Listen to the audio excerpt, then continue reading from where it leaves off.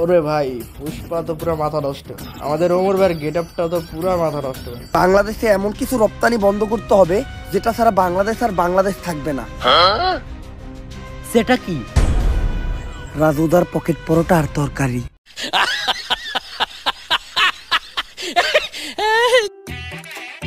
50 লাখ টাকার লেগে তো ঝুঁকাই যায়। 50 লাখ টাকার লেগে পুষ্পা ফির ঝুঁকেगा नहीं, डायरेक्ट सुइया पड़ेगा। Yes, I can't speak. होगा बुरा नतीजा, बड़े बड़ों की छुट्टी कर दे चाचा और भतीजा। चाचा और भतीजा, चाचा और भतीजा।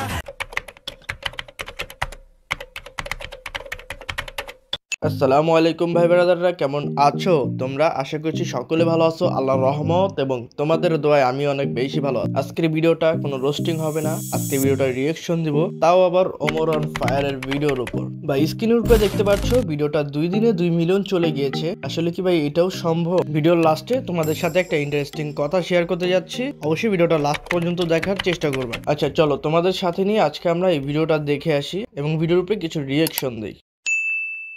হ্যালো গিন্নি, সামনে তো পুজো, বাংলাদেশ থেকে 1000 টন ইলিশ উপহার আসবে। তোমার হাতে সর্ষে ইলিশ খাবো, গরম ভাত সাথে। এই আশা তোমরা ভুললা যাও ইন্ডিয়ান দাদারা। হ্যাঁ, একটু পরে খবর আইতাছে ওমর ভাইয়ের কাছে। মুরব্বি মুখে দিলেই এমএলএ দাদা, বাংলাদেশ থেকে একটা সেটা ভাঙা খবর এসেছে দাদা। সেটাকে খবর এসেছে, কথা শুনেছেন ভাই? মানে এটা কে বলে জানেন? ইন্ডিয়ার মধ্যে এটা বলে হচ্ছে মাঞ্চু দাদা। আরে দাদা, ইলিশ থাকলে তো সস্তা ইলিশ খাবেন। এবার তো বাংলাদেশ থেকে আর পদ্মার রূপালী ইলিশ উপহার আসবে না। সে কি? তাহলে আমরা পদ্মার ইলিশ খাবো কিভাবে? এর প্রতিশোধ আমাদের নিতেই হবে দাদা। বাংলাদেশে এমন কিছু রপ্তানি বন্ধ করতে হবে যেটা ছাড়া বাংলাদেশ আর বাংলাদেশ থাকবে না। সেটা কি? রাজুদার পকেট পরোটা আর তরকারি।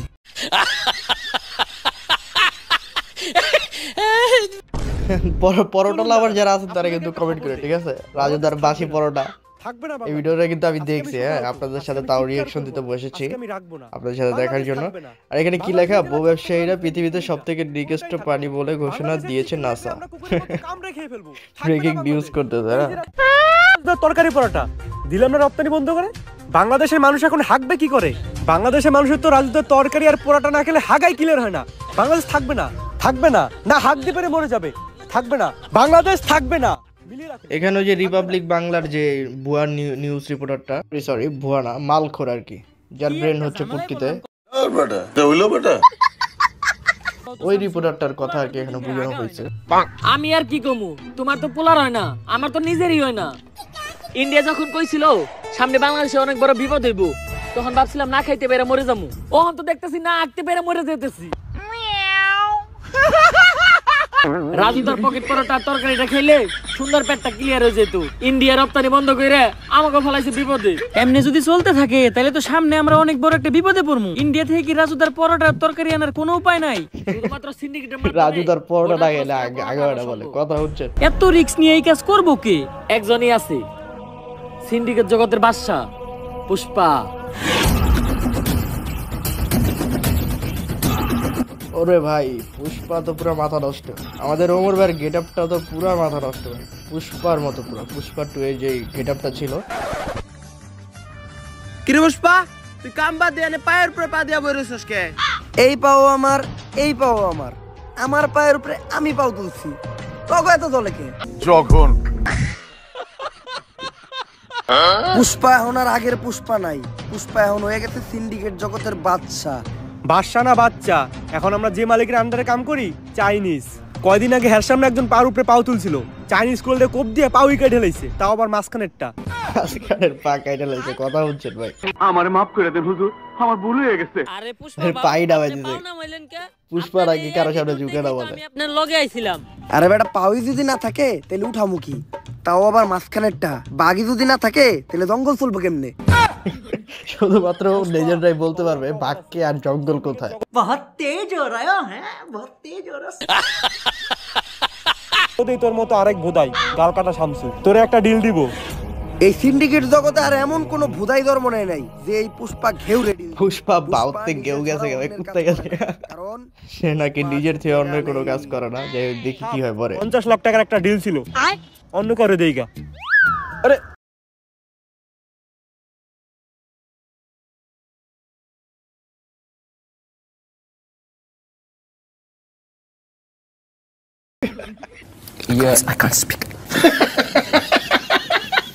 আপনি খালি কোন কাম পুষ্পা ঝুঁকে গায়ে নেই, ডাইরেক্ট শুয়ে পড়ে। আসলে এই কথাটা যুক্তিসম্মত। হ্যাঁ, ডিল ডান। দে আমার কফি দে। কিরে আমার কফি কই? ভাও রোদের তাপে কফি হুগে গেছে গা। এই শীতের দিনে রোদের তাপে আবার কফি উগায় নাকি? এই বাটপার ইকছস কার কাছ থেকে? ভাও আপনার থেকেই তো। ভাও বাটপার, ভাওয়ার শিষ্য বাটপার, দেখছেন নাকি? এগুলো কথা। ভাও একটা কথা আপনারে কখনো জিজ্ঞানো হয় নাই। কি? আপনার বাও কাজ সবসময় উঁচা হয়ে থাকে কে? আরে বেটা, যে হাত দিয়ে বেশি কাজ করা হয় ওই হাতের রক্তটা না খেয়া ওই ঘাড় উঁচা হয়ে যায়। কিন্তু ভাও আমরা বেশিরভাগ কাম করি ডাইন হাত দিয়া। ডাইন কাত উঁচা হওয়ার কথা, আপনার বাম কাত উঁচা হয়েছে কে? বাম হাত দিয়ে কি কাম করছেন? আরে বেটা, আসল কাম আমি তো করছি বাম হাত দিয়া। हे रहा नहीं जाता, तड़प ही ऐसी है ना। এই কথা সবার লগে শেয়ার করা যায় না। হ্যাঁ, দিয়ে আসল কাজটা করে। আসলে ওমর ভাইয়ের প্রতি অনেক রেসপেক্ট, কারণ অনেকের মনে অনেক দুঃখ কষ্ট এবং বেদনা থাকে, আর যারা ওনার ভিডিওটা প্লে করে তারা এই দুঃখ কষ্ট বেদনা সব ভুলে মুখের কোণে একটা হাসি আসে। ঠিক আছে, যে হাসে না তারও হাসতে হয় ভাই, মেন কথা হচ্ছে এটা। ঠিক আছে, রেসপেক্ট ভাই, মন থেকে রেসপেক্ট আপনাকে। আর লাস্টে একটা টুইস্টের কথা বলেছিলাম, টুইস্টটা হচ্ছে যদি আপনারা চান ওমর ভাইয়ের এই ভিডিওটার উপরে আমি পার্ট 2 বা 3 আনি, তাহলে অবশ্যই কমেন্ট বক্সে জানাবেন। আমি তার ভিডিওর উপরে পার্ট 2 বা 3 একটা রিয়াকশন দিতে যাচ্ছি, কারণ তার ভিডিওটা অনেক বড়, তাই এক ভিডিওতে এত বড় করে রিয়াকশন দেওয়া যায় না, এতে অডিয়েন্সের মনোযোগও নষ্ট হয়। যাই হোক, আজকের ভিডিওটা যাদের ভালো লেগেছে তারা অবশ্যই ভিডিওটা লাইক দিয়ে দিবেন, এবং চ্যানেল নতুন হলে সাবস্ক্রাইব এবং পাশে থাকা বেল বাটনটা বাজিয়ে দিবেন, যাতে আমার নতুন নতুন ভিডিওর নোটিফিকেশন সবার আগে আপনারা পান। আর আপনার মূল্যবান মতামত জানাতে ভুলবেন না কিন্তু। তো ততক্ষণ আপনাদের কাছ থেকে বিদায় নিচ্ছি। টাটা, টেক কেয়ার অ্যান্ড আল্লাহ হাফিজ গাইস। পাল্লা তোমরা দিও না, ভালো ফল পাবে না, সবার হিসাব বন্ধ করে চাচা আর ভাতিজা।